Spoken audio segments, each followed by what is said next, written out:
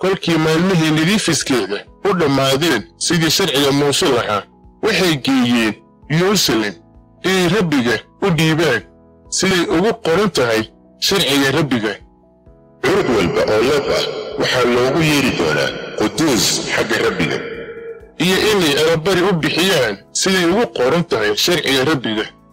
2 qoolleyd ama 2 xamaam oo yaryar. bal eeg, waxaa yeruusaalem joogay nin magaciisii ahaa simcoon. ninkaas wuxuu ahaa nin xaq ah oo cibaado leh, wuxuuna sugayey gargaaridda Israa'iil. ruuxii quduuska ahaana waa dul joogay, waxaana ruuxii quduuska ahaa u muujiyey inaannu dhimasho arag intaannu rabbiga masiixiisa arkin. oo wuxuu ruuxii ku galay macbudka oo goortii waalidkii keeneen wiilkii ciise ahaa inay caadadii sharciga ku sameeyaan. markaasuu gacmihiisa ku qaaday oo ilaah ammaanay oo yidhi, rabbiyow, iminka addoonkaaga nabad ha ku tago sida hadalkaagu ahaa, waayo indhahaygu waxay arkeen badbaadintaada in aad dadka oo dhan hortiisa hagaajisay, oo ah iftiin quruumaha lagu muujiyo iyo ammaanta dadkaaga Israa'iil. markaasaa aabbihiis iyo hooyadiis ka yaabeen waxyaalihii lagaga hadlay isaga.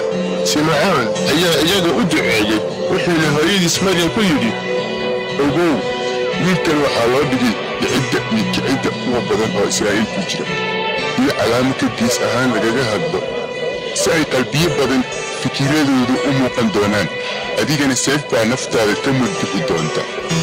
waxaa jirtay nebiyad Aana loolan jiray ina Fanu'eel oo ahayd qoladii Aasheer, wayna daaweyneed. nin bayna la jirtay 7 sannadood biradnimadeeda dabadeed, waxayna ahayd carmal xataa 84 sannadood.